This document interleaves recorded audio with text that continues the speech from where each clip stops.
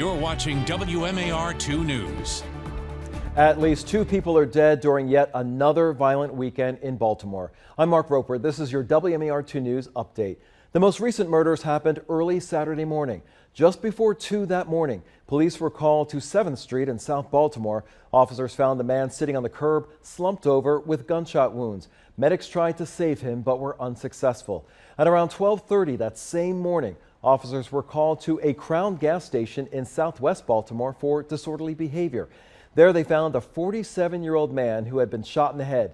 He died at the scene. No arrests have been made in these shootings. There are 202 homicide investigations in Baltimore City so far this year.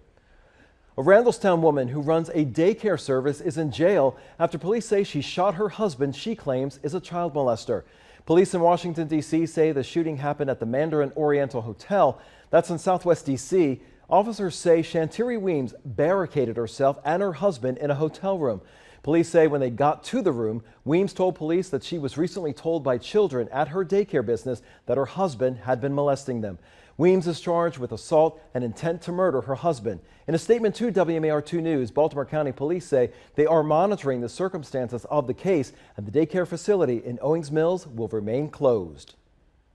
And now from WMAR 2 News, Maryland's most accurate forecast. Meteorologist Cesar Cornejo here, and as we look ahead to our day, it's going to be another hot and muggy one out there as we expect to see temperatures hanging around those 90s and upper 80s. But with the humidity, it's going to actually feel like it's the upper 90s for many areas. But that actually sets us up to see quite some strong storms at times. Looking at Futurecast, we do expect to see that it picks up around 3 o'clock and then continues into the evening commute, where we could see some of these becoming on the severe side. So that's something to keep in mind, because damaging winds is going to be the main deal with these, but you could also still see some heavy rain that could lead to some localized flooding for us.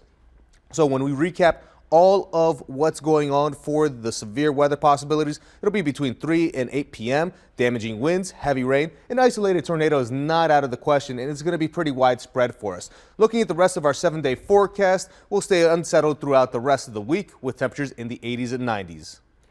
Thanks, Caesar. Stay with WMAR2News.com for updates throughout the day, and for news and weather while you're on the go, download the WMAR2 News app in the App Store. Thanks for watching. I'm Mark Roper.